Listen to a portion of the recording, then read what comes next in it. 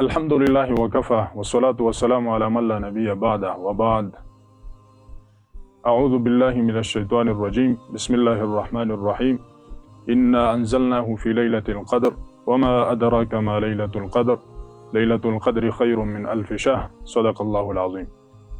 مسلمانان ورونو خويندو نن زمونږ اساسي موضوع ده د قدر شپه، د ليلة القدر شپه دا څه فضیلت لري او دا په کوم وخت کې ده او څنګه باید مونږه په دغه کې کم ځینې مسایل او احکام دي چې هغه پکې اجرا کو ترسره کړو. اول خو مونږ آیات ته اشاره وکړه. الله تعالی فرمایي چې یقینا مونږه قرآن عظیم الشان د قدر په شپه کې نازل کړی. څه پوه کړئ دا د قدر شپه څه ده؟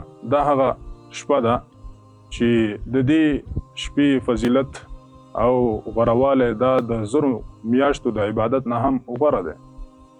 او په حدیث کې راغلی پیغمبر علیه السلام فرمای چې تاسې د قدر شپه دا په طاق شپو کې ولټوئ چې هغه 21 23 25 28 29 دغه شپې راتللی شي. په دغه شپو کې تاسې د قدر شپه ولټوئ. د قدر شپه د دې فضیلت څه دی؟ فضیلت دا دی لکه مخکې ورته مونږ اشاره وکړله چې د دې شپې غوروالی دا د زرو میاشتو نه هم ډېر زیات غوره ده.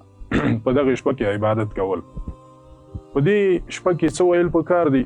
بله مسله دا ده په دې شپه کې مونږ او تاسو ته پکار ده چې ذکر او فکر وکړو، د قرآن عظیم الشان تلاوتونه وکړو.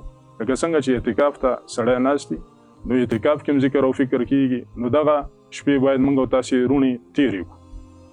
په دغه شپه احیانا څوک وګوري نو دغه دعا دې وکړي چې اللهم انک عفو کریم تحب العفو فاعفو عنا.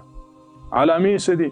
علامې دا دي چې په دغه شپه نه ډیره ګرمه وي او نه ډیره یخه وي، او کله چې سحر شي نو سحر د دغه لمر چې کوم وي د دې وړانګې سوځونکي نه وي او نه تیزې وي.